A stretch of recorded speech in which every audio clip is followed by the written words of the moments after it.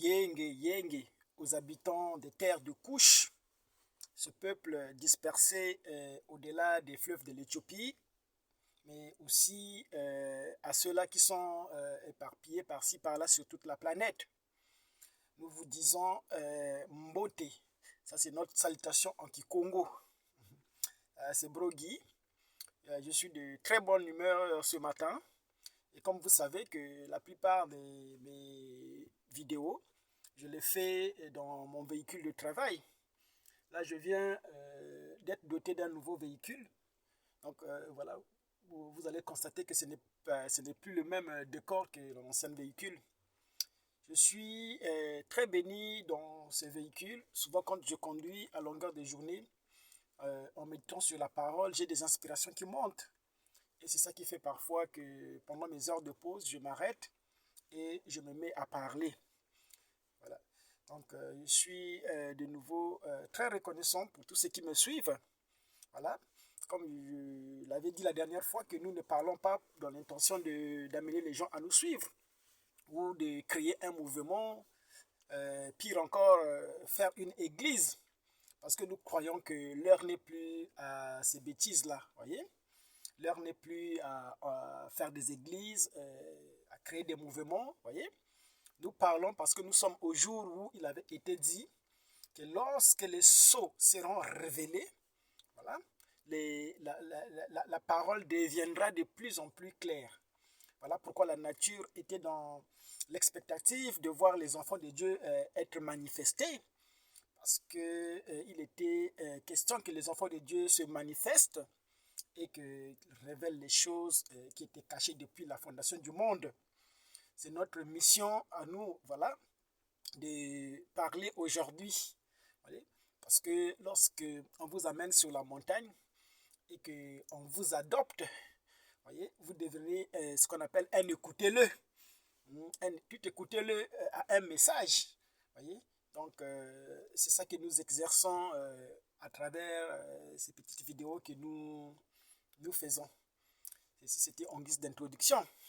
Voilà, parce que vous savez, j'aime bien m'installer dans le sujet avant de commencer à parler. Je suis en train de parler ce matin dans un contexte assez grave, parce que dans le pays de Couche, dans le pays de l'Éternel, voyez-vous, il y a beaucoup de tumultes, voyez-vous, en ce qui concerne les élections qui se sont produites en RDC. Voyez, nous sommes dans l'expectative de savoir ce qui va se passer. Et nous savons que ce pays-là est sous la prophétie et que l'heure est arrivée pour que ce grand monstre se redresse. Voyez-vous, cette terre avec des ombrages, voyez-vous, ce grand pays de l'Éternel qu'il a revendiqué dans les Écritures. Vous savez que Jésus-Christ lui-même, quand il était sur la terre, il était assez remonté. Parce que quelqu'un m'a fait la remarque, il dit, mais Brogi, pourquoi tu introduis l'aspect politique dans tes messages? Les gens ne comprennent pas qu'aujourd'hui, nous ne faisons pas de distinguo. Oui? La politique n'est pas une affaire à part aujourd'hui. Le sceau englobe tout aujourd'hui. La politique, la musique, tout ce que vous savez est englobé par les sceaux aujourd'hui. Lorsque Jésus est venu, il était venu dans un contexte aussi critique pour Israël, à tel point que il était très révolté de voir que l'autorité en Israël était gérée par les Édomites. Voyez, ce sont eux qui contrôlaient les finances. Et ce sont aussi eux qui contrôlaient l'armée. De sorte que Jésus, en venant, il fondait ce qu'on appelle l'espoir de tout un peuple. Les gens croyaient que c'était lui le Messie, c'était lui le roi des Juifs qui devrait changer les choses, qui devrait amener une révolution en Israël. Déjà, sa vie était identifiée par ça, non? Quand il est né, les mages lui ont amené des cadeaux, des dons appropriés qui devraient prophétiser sur sa vie. Donc, parmi les cadeaux que Jésus avait reçus, il y avait la divinité, qu'on appelle l'or, voyez-vous, la royauté. Donc, Jésus était né pour être le roi, voyez. Et en étant dans cette position, il constituait l'espoir de tout un peuple. Les gens le suivaient parce qu'il était le roi, voyez. L'une des accusations pour lesquelles Jésus a été crucifié, c'était que lui, il voulait se passer pour le roi des Juifs. Lorsque les Israélites sont allés l'accuser auprès de Pilate, c'était pour dire que non, lui, il se passe pour le roi des Juifs. C'était pour le mettre en conflit avec l'autorité. Voyez-vous, édomite. Bref, donc c'est pour dire que Jésus était aussi arrivé dans un contexte assez difficile, où il avait vu que le pays de l'Éternel était géré par les étrangers. Et cela l'a révolté. De sorte que lui-même s'est défini comme celui qui était venu uniquement pour les brebis perdues d'Israël. J'avais dit la dernière fois que lorsque Jésus intervenait sur un non-juif dans la Bible, il laissait un commentaire.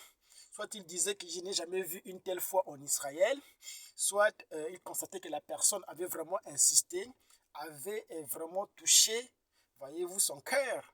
Voyez, à l'exemple de cette fille, cette femme qui a dit que les chiens aussi mangent à la table, voyez-vous, du maître.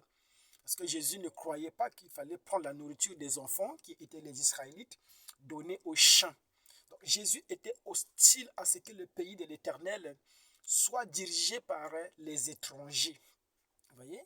C'est pourquoi la dernière fois je parlais de père et mère. Voyez-vous? Il fallait être de père et de mère. C'est pourquoi quand il a vu Nathanaël, qui était un Israélite de la race pure, il dit, voici un Israélite en qui il n'y a pas de fraude. Je démontrais pourquoi il n'y avait pas de fraude trouvée en Nathanaël. C'est parce que Nathanaël était de père et de mère. Vous voyez? Donc nous recherchons dans le pays de l'Éternel les originaux. Voyez-vous? Je pense que cela est assez clair. Mais voilà, donc ne soyez pas offusqués lorsque nous parlons, nous utilisons un tel langage. Voyez, Jésus n'était pas quelqu'un aussi de poli. Jésus n'était pas raciste. Mais Jésus, voyez-vous, était venu pour les brebis perdues de la maison d'Israël. Il n'y avait pas de mélange. Jésus ne voulait pas qu'un étranger soit à la tête du pays de l'Éternel. Voyez-vous? Voilà pourquoi lorsqu'il regarde le roi, il dit, allez dire à ce renard, parce qu'il n'était pas israélite. Jésus n'aurait pas tenu un tel langage si c'était le roi David. Voyez-vous? C'est parce qu'il savait que c'était un étranger. Il dit, allez dire à ce renard. Il se moquait du roi.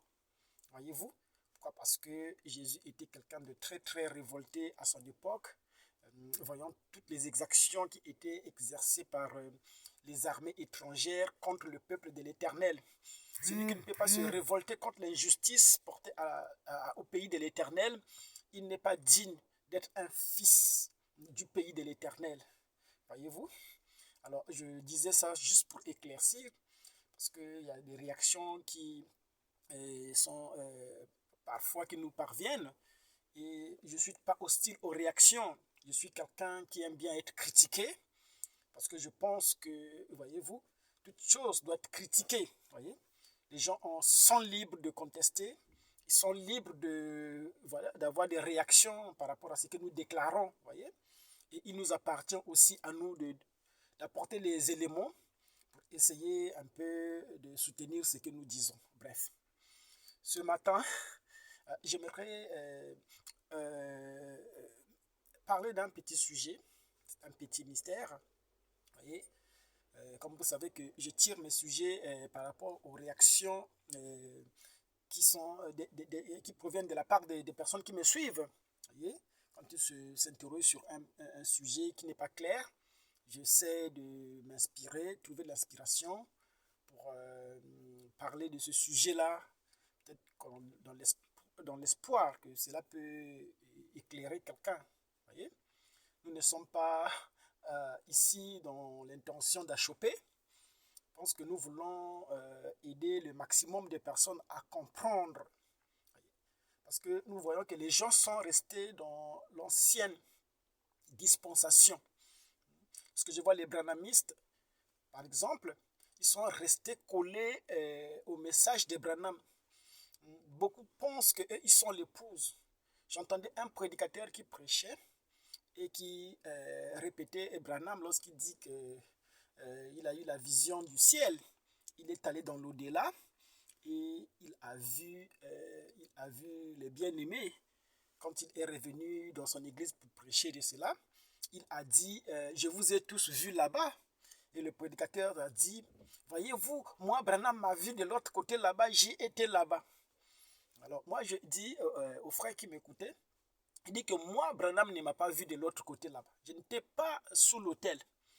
Parce que les gens que Branham avait vus, c'était les gens de sa génération, les Neville, les Bosworth, tous ces gens-là, les croyants de son époque, qui suivaient son message. Ce sont ceux-là qu'ils avaient vus, les gens des nations.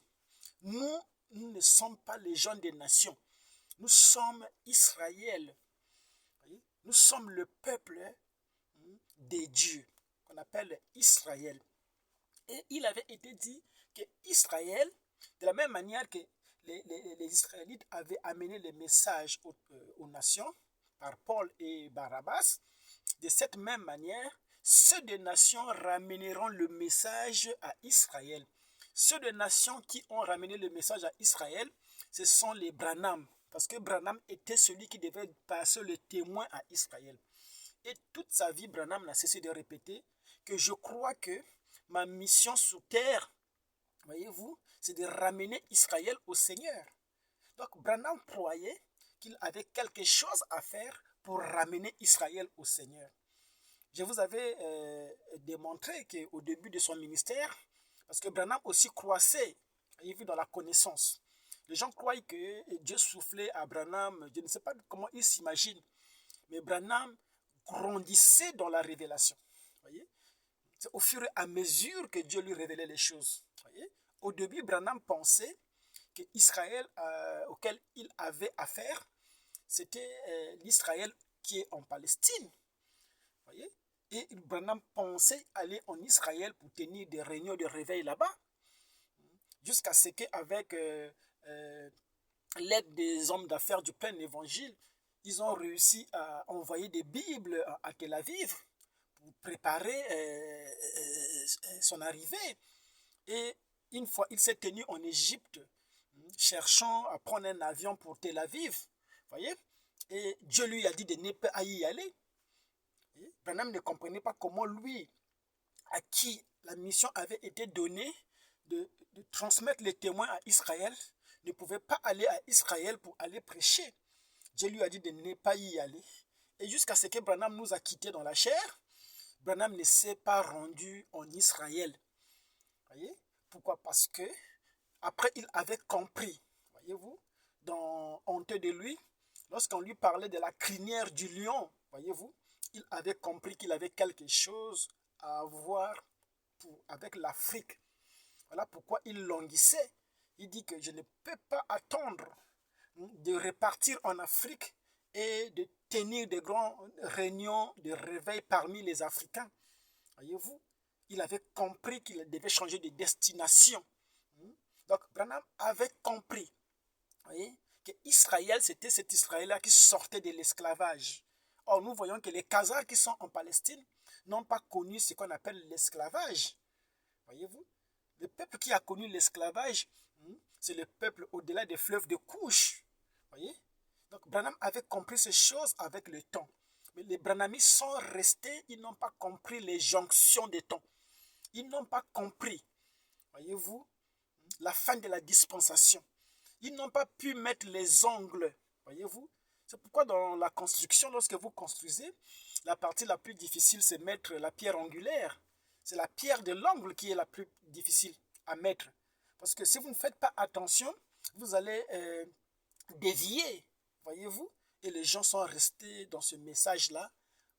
Et ils disent Branham ou rien.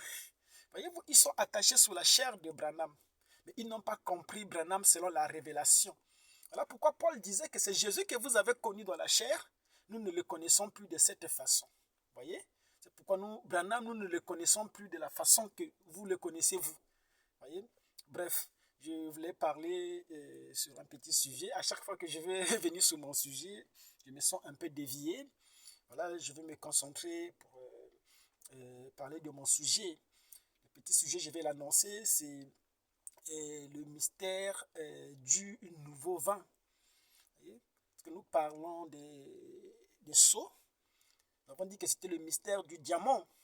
Voyez-vous que lorsque vous voulez explorer le diamant, vous voulez voir la beauté du diamant, c'est de retourner le diamant. Parce qu'à chaque fois que vous retournez un diamant, il vous montre une facette. Voyez? Et le diamant, nous avons dit qu'il y a différentes facettes. Donc lorsque nous parlons de l'ouverture des sceaux, nous pouvons utiliser beaucoup d'exemples, que ce soit dans la nature, même dans la Bible, pour parler des sceaux. La dernière fois, certains ont été scandalisés lorsque je parlais de Jésus qui disait que l'heure vient où vous connaîtrez la vérité et la vérité vous affranchit. La vérité vous affranchira, vous voyez. Jésus projetait l'avènement de la vérité au futur.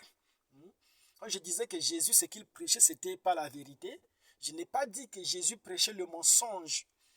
Parce que la vérité, c'est une dispensation. La vérité, c'est quand le soleil, lui, dans toute sa force. Voyez? C'est ce qu'on appelle la vérité, c'est une dispensation. Donc Jésus projetait pour cette dispensation.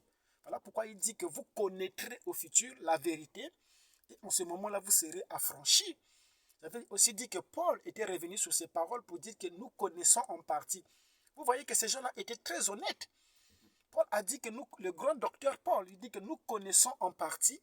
Lorsque le parfait sera venu, le partiel que nous avons là va disparaître.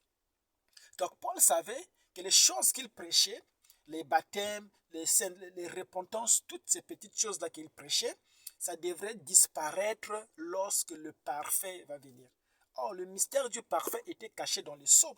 Lorsque les sceaux sont révélés aujourd'hui, le partiel que vous avez doit disparaître. Maintenant, les gens, ce qu'ils font aujourd'hui, c'est quoi? Ils veulent garder le parfait avec le partiel. Ça ne peut pas marcher. Vous ne pouvez pas marcher, fonctionner dans deux ordres différents en même temps. Voilà pourquoi je peux parler du mystère du vin nouveau. Je vais lire dans la parole.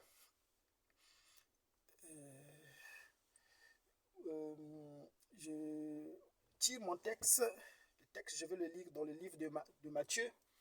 Matthieu 19 au verset 17. Si vous allez sur l'évangile.com, vous avez toutes les versions différentes. Celle-là, ça va être la version Louis II. Jésus dit, donc Matthieu 9, ça va être Matthieu 9, verset 17. On ne met pas du vin nouveau dans de vieilles outres, sinon les outres éclatent, le vin se répand et les outres sont perdues.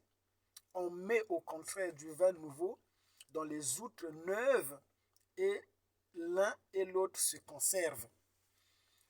Et donc ici, Jésus précise qu'on ne met pas du vin nouveau dans des vieilles outres, sinon les outres éclatent. Donc le danger de mettre du vin nouveau dans des vieilles outres, c'est pour éviter que les vieilles outres se cassent, parce que les vieilles outres ne supportent pas le vin nouveau. C'est tellement important. Nous sommes en train de parler du vin nouveau. Donc, je vais introduire mon sujet avec une autre écriture. Là, je lis dans Matthieu 26, 29. Je vous le dis désormais, je ne boirai plus de ce fruit de la vigne jusqu'au jour où je le boirai nouveau avec vous dans le royaume de mon Père. Lorsque vous prenez la version de la Bible de Martin, il dit « Jusqu'au jour où je boirai du nouveau ». Pas de nouveau, mais du nouveau avec vous dans le royaume de mon Père. Voyez? Donc nous voyons que l'une des choses que Jésus a fait avant de nous quitter, Jésus a fait ce qu'on appelle la Sainte Seine. Il a pris du vin, il a bu avec ses disciples et il a lâché que je ne boirai plus jamais de ce vin. Voyez? Il dit jusqu'à ce que j'en boive du nouveau. Donc Jésus projetait de boire un nouveau vin. Là, il buvait l'ancien vin. Il dit que je n'en boirai plus jamais de cet ancien vin, voyez-vous, jusqu'à ce que je vais en boire du nouveau, donc un autre vin, un nouveau vin. Donc le nouveau vin, ce n'est pas l'ancien vin. Voilà pourquoi Jésus dit dans le livre de Matthieu ici, qu'on ne met pas du vin nouveau, voyez-vous, dans des vieilles outres. Vous ne pouvez pas déverser le vin nouveau dans les vieilles outres. Sinon, ces outres-là vont se casser. Donc, il y a un grand danger aujourd'hui lorsque vous voulez servir du vin. Il faut faire très attention parce que par ignorance, les gens prennent du vin et ils se mettent à remplir les outres sans vérifier l'état des outres. C'est ça le grand danger. Parce que le vin apporte ce qu'on appelle la stimulation. Lorsque le récipient, l'outre qui doit contenir le vin, n'est pas préparé, voyez-vous, cela entraîne la perdition de l'outre. Voyez-vous, pourquoi il y a un grand danger aujourd'hui. Les gens qui étaient des religieux, voyez-vous, une fois, qui étaient des bons citoyens, je vais dire, des gens bien, des chrétiens, voyez, une fois en contact avec le vin nouveau, voyez-vous, parce que ils n'ont pas été rajeunis, voyez-vous, une fois en contact avec le vin nouveau, ces personnes-là, ils dévient, voyez-vous, ils vont dans la perdition. Pourquoi Jésus disait qu'on ne peut pas prendre du vin nouveau, mettre dans les vieilles outres. Vous savez que le vin, il a un grand mystère. Jésus parle du vin, de boire du vin dans le royaume de son Père. Voyez-vous? Donc il est question que lorsque le royaume du Père sera là, que Jésus boive du nouveau vin. Voyez-vous? Parce que dans le royaume du Père, nous aimons boire du vin, n'est-ce pas? Parce que le vin apporte la stimulation. C'est ce qui s'est fait au temps de Noé aussi. Là, je suis en train d'introduire mon sujet, vous connaissez mon style, voyez-vous? Je suis en train de mettre les grandes lignes et je reviendrai encore pour essayer de donner des détails. Vous savez qu'au temps de Noé, après le déluge, vous voyez que c'était un nouveau monde qui commençait. Mais ce qui s'est fait avec Noé, c'était le mystère du vin nouveau. Voyez? Première chose que Noé a fait, le premier acte qu'il a commis sur la nouvelle terre, c'était de boire du vin. Noé a bu du vin nouveau, voyez-vous, et ce qu'il a fait, c'était quoi? Il a jeté les habits. Les habits qu'il a jetés, vous savez ce que c'est. Donc, Noé était réparti dans l'état primitif, où l'homme avait été créé sans habit. L'homme était couvert par l'innocence. Voyez-vous, c'était un nouveau départ qui était occasionné par le vin. Voyez-vous, c'est pourquoi le mystère du vin, la révélation, quelque chose de très très important. Voilà pourquoi Jésus insiste. Il dit qu'on ne prend pas du vin nouveau, mettre dans les vieilles outres. Parce que les vieilles outres sont disposées à recevoir le vieux vin. Voyez-vous? Si vous avez du vin nouveau, ne le mettez pas dans les vieilles outres. Sinon, cela va entraîner la perdition de ces outres. Les outres vont s'éclater parce qu'ils ne supporteront pas le vin nouveau. C'est ce que nous avons essayé de faire tout le temps. Prendre le vin nouveau, voyez-vous, mettre dans les vieilles outres. Et cela fait de sorte que les outres puissent se briser. Voyez? La dernière fois, lorsque je parlais de l'énergie, parce que cela est revenu dans mon esprit, lorsque je parlais de l'énergie, je suis encore sur ce sujet, vous voyez, vous pouvez être patient. Je n'ai pas terminé lorsque je parle de l'énergie sexuelle dans la spiritualité Congo. J'étais en train de démontrer que l'énergie, n'a pas toujours été. Voyez? Dans l'éternité, moins l'infini, on ne parlait pas de l'énergie. Elohim n'était pas l'énergie. Mais nous savons que l'énergie était en Elohim. Voyez-vous? Tous les attributs étaient en Elohim. Elohim n'était pas puissant. Parce que la puissance était un attribut dans Elohim. Nous avons dit que Elohim était un grand esprit qui errait, un grand esprit qui était dans la perdition, qui sortait du néant, voyez-vous, qui errait, voyez-vous. C'était une pensée, c'était un dessein, voyez-vous. Il y avait tout en lui, voyez. Il fallait que Elohim crée ce qu'on appelle la lumière, crée ce qu'on appelle le Fils. Nous avons dit que c'est ça le miracle d'Elohim, c'est d'avoir créé un corps, c'est d'avoir pris une forme. C'est ça la grande prouesse que Elohim avait réussi. Et c'est l'unique prouesse qu'il avait fait. C'est lorsque il a pris une forme. En prenant une forme, voyez-vous, il est devenu énergie. Parce qu'il pouvait avoir maintenant deux pôles. Le pôle moins l'infini qui était dans l'éternité, moins l'infini qu'on appelait le pôle positif, qui était le Père, devrait s'attacher à un pôle négatif qui était le Fils. Et c'est là qu'il est devenu énergie. Voilà pourquoi la Bible dit que toute chose a été créée par lui, pour lui, et toute chose subsiste en lui. Je parlais de ça pour essayer un peu de montrer, parce que les gens sont sceptiques. Lorsque nous disons que les sommes mettent fin à Dieu et Satan, voyez-vous, à Christ et à l'Antichrist, les gens ne comprennent pas de quoi nous parlons. Voilà pourquoi nous repartons depuis la Genèse pour essayer d'éclaircir les gens. Aujourd'hui, nous avons la capacité d'aller avant le commencement. Ce que Moïse a vu au commencement, voyez-vous. Mais nous voyons avant le commencement. Nous savons ce qui s'est passé avant le commencement. Voilà pourquoi nous pouvons parler d'Elohim. Moïse ne pouvait pas parler d'Elohim parce qu'il ne le connaissait même pas. Quand il a vu Moïse, Moïse a dit, qui es-tu? Il a dit, allez leur dire que je suis. Le mystère de l'être, voyez-vous. Là, il était devenu énergie. Parce que je suis, c'est ça, énergie. Voyez-vous, être. C'est que les philosophes disaient, l'être est, le non-être n'est pas. L'être, c'est tout ce qui existe. Or, vous ne pouvez pas exister sans avoir une énergie. C'est l'énergie qu'on appelle Dieu qui donne un sens à l'existence, qui fait de vous un être. Voyez-vous, c'est pourquoi tout subsiste par lui. C'est lui qui est la source. Maintenant, d'où venait Satan?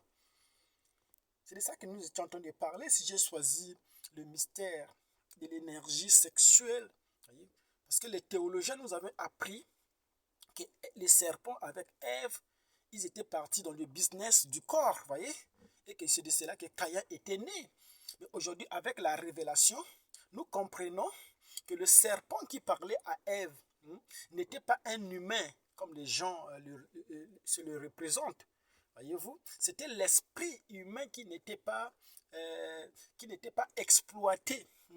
Lorsque le serpent, voyez-vous, explique à Ève que le jour que vous mangerez l'arbre de la connaissance, qui était l'esprit humain, voyez-vous, le jour que vous allez exploiter l'esprit humain, vous connaîtrez en ce moment-là le bien et le mal, et c'est en ce jour-là que vous serez identique à Dieu, que vous serez comme Dieu. Je précise que Dieu connaissait le bien et le mal. C'est Adam et Ève qui ne connaissaient pas le bien et le mal. Ils étaient dans l'innocence, parce qu'ils étaient nus, mais ne savaient pas qu'ils étaient nus.